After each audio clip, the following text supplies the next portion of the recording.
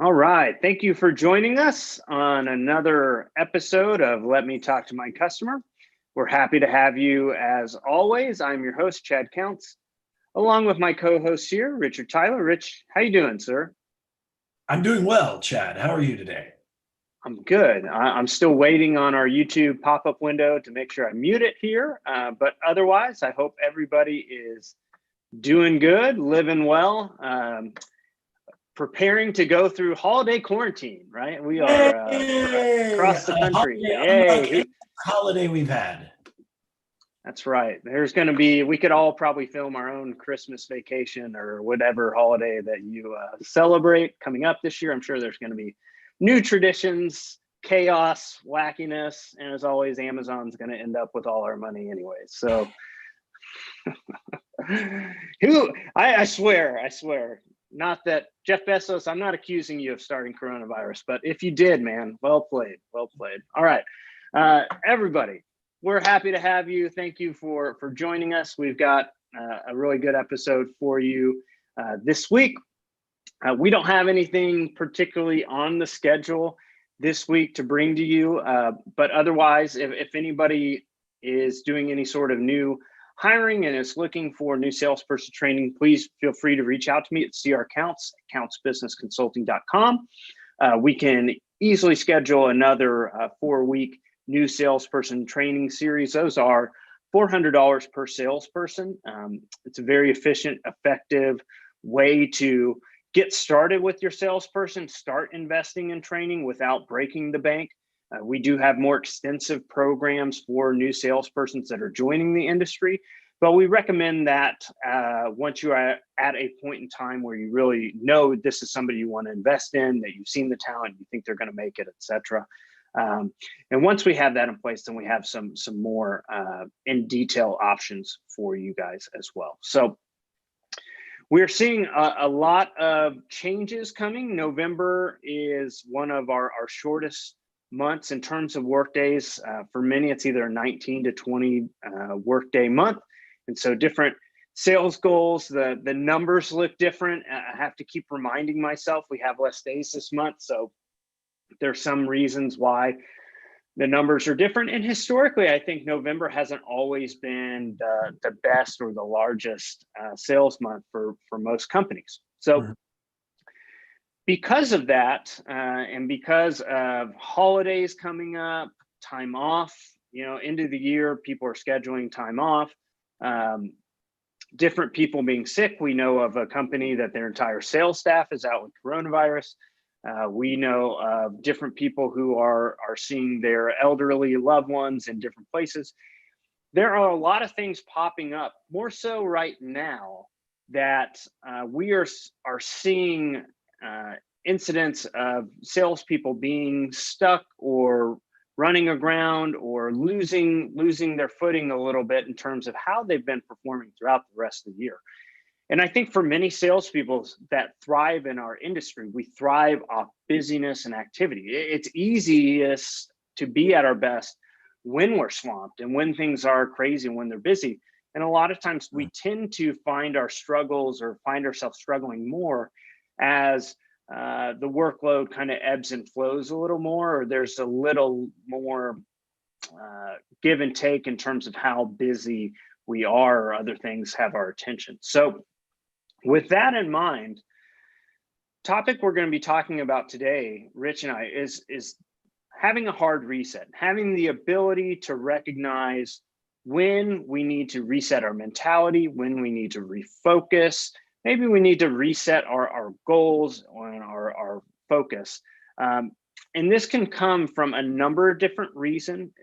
It can come from a number of different incidences or things that we're facing. It can be experienced salespeople. It can be new salespeople. It can be us as owners and managers, as trainers, that there's not a single person that at different times we need to recenter, refocus, and get back to basics and the things that we can control. So with that in mind, Rich, you were mentioning before our call this morning, working with some salespeople and seeing some of them are struggling or just in a different place right now.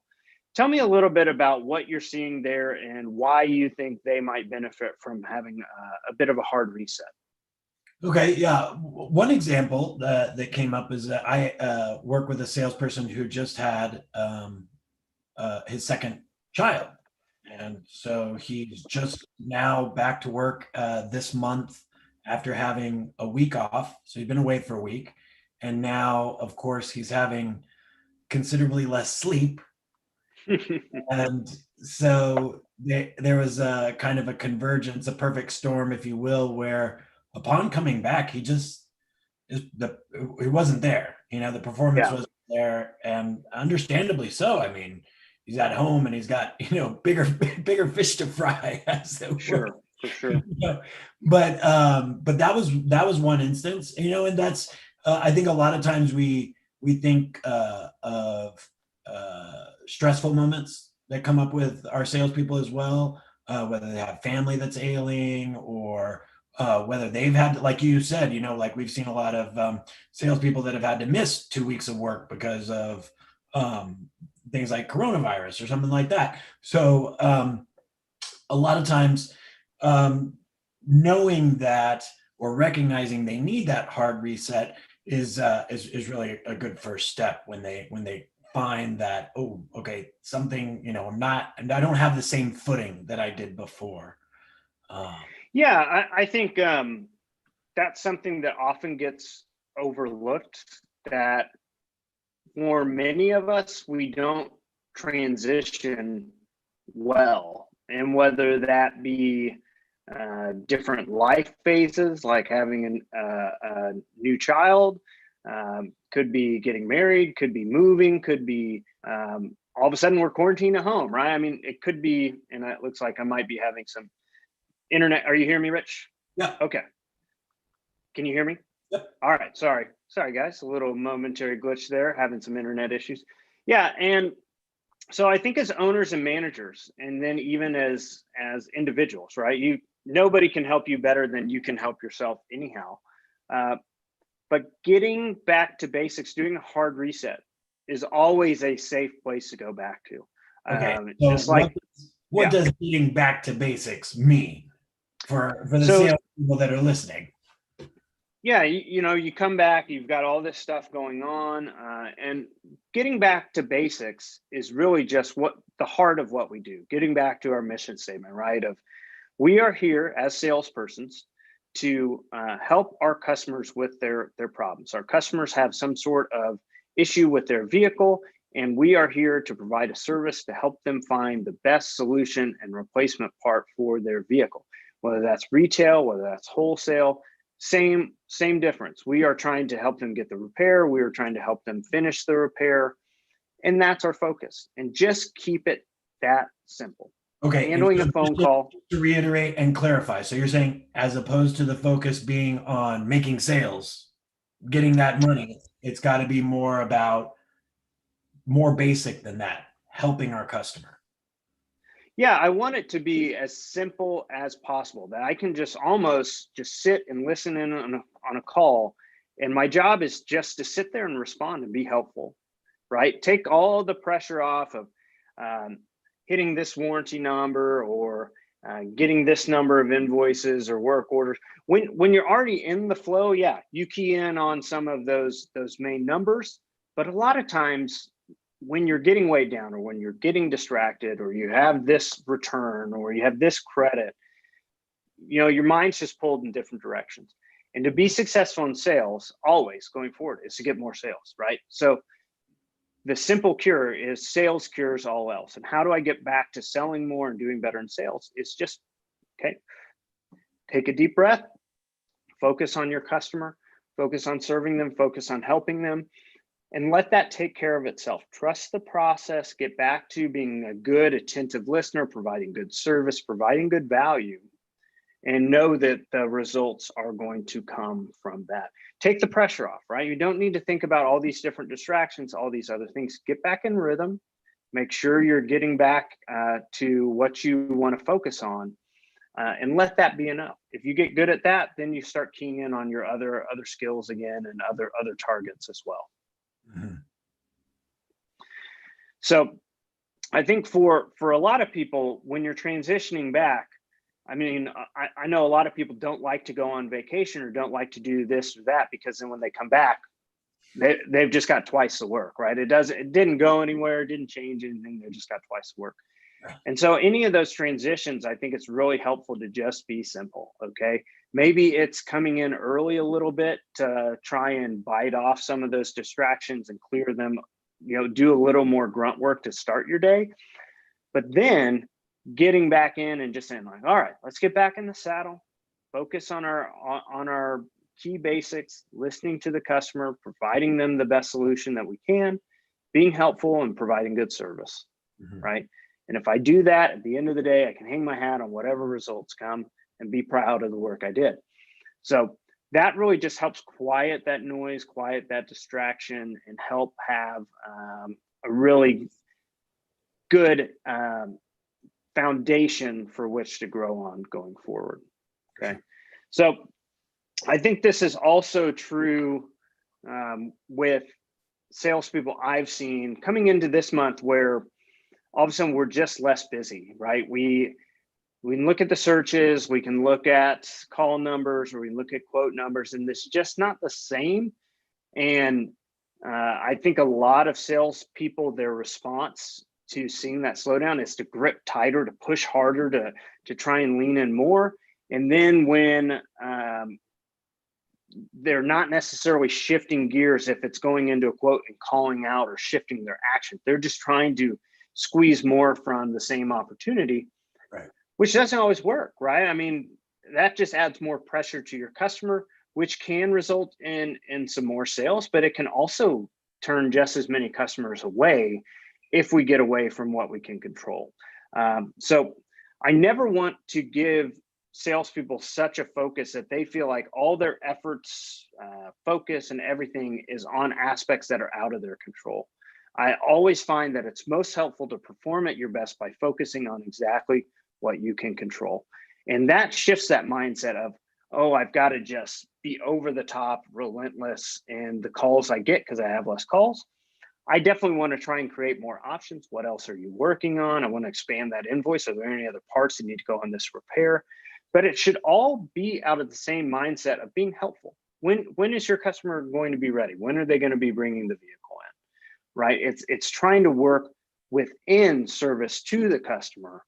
That's where I'm pushing. It's not necessarily trying to force the customer into something that's not good for them or not beneficial. It still flows out of that fundamental basic. And at times when we jump the shark, so to speak, and we're focused too much on hitting this number or doing that or doing this or the other, that's where as managers, you can see if you've got salespeople that are pressing, right? It's not a matter of effort. They're actually giving us tremendous effort, but it's in the wrong place, or it's not on things that are necessarily as fruitful as if they were getting back to being helpful and providing good service. Mm-hmm. That mentality that a lot of sales staffs have, we don't do callbacks. Why? Who sets that? Who sets that example? Don't tell me you're here to serve your customer and then you can't do callbacks, right? Every day. I hear it every day, Chad. I know, but I just want to remind salespeople that's about you. Yeah, that's right. That's about our comfort level, and that I get it. We like to be comfortable. We like to be confident. But if we get back to basics and it's about helping and serving our customers, mm-hmm. Follow-up is a very helpful thing if it's done well. And on my end, I want to know when is good to follow up, when they expect to hear their customer. I don't want to badger them. I don't want it to be a negative thing. So I can set that up from the beginning, knowing who my customer is, knowing what their preferences are. And again, that falls back under this hard reset of what can I do to serve my customer? What can I do to help them get that repair? Me following up might help them close a question they had about the warranty. They might be curious if we had something with a different mileage range. Could we make a different time frame work? I'm not sure. They might have different questions that us following up with them, hey, that saves them a call. And if nothing else, maybe we missed our opportunity that time, but now we can get on a new repair, a new opportunity going forward. So And let me just say, you mentioned a lot of the ones that we do hear when people are following up. The other one is, thank you for following up. I forgot to talk to that customer. yeah, I actually, you know what? I haven't been able to get a hold of them yet, or something like that. Oh, okay. It's good to touch base. And even right now, season of Thanksgiving, coming up on the winter holidays, it's never a bad idea to just say, hey, well, I appreciate your business. Thank you for making the time to take my call. As always, we're here to help. We want to make sure that you guys are landing more jobs and processing more repairs. Anything we can do to speed that up and help you out, that's great. So I think that just takes a lot of the weight and the pressure off of remembering why we do what we do. And I think one other example I can think of is, when we're salespeople, we get in our head, we have 5-10 calls in a row, we didn't sell anything. Or we just get in a negative, this vehicle blew, or this part blew up, and this part's no good, it's being rejected, got damaged in transit. We can snowball. It's really easy mentally to snowball and to think it's about us, or we're snake bit, or we can't do anything right, or something like that.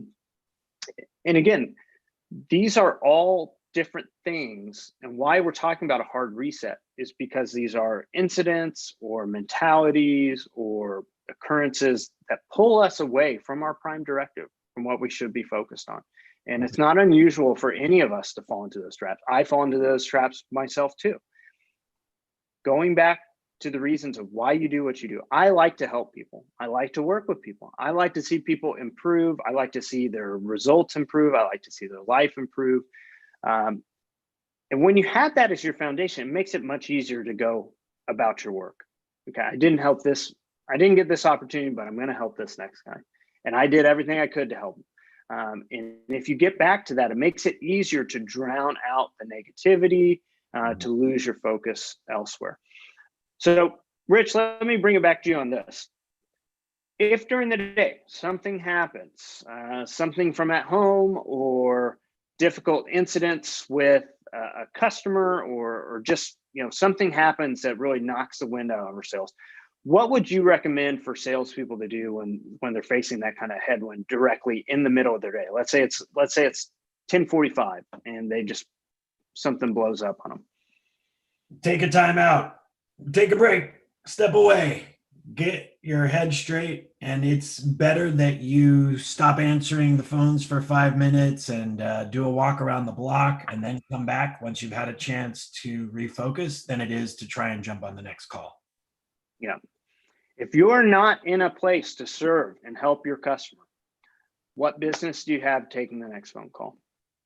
Right? I mean, by definition, you can't do your job, right? You're unable to perform at that moment.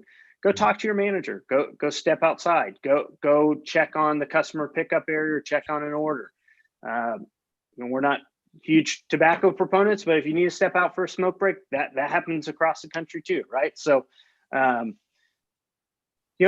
again, we just want, sometimes the best way back is not just to white knuckle and to push through, right?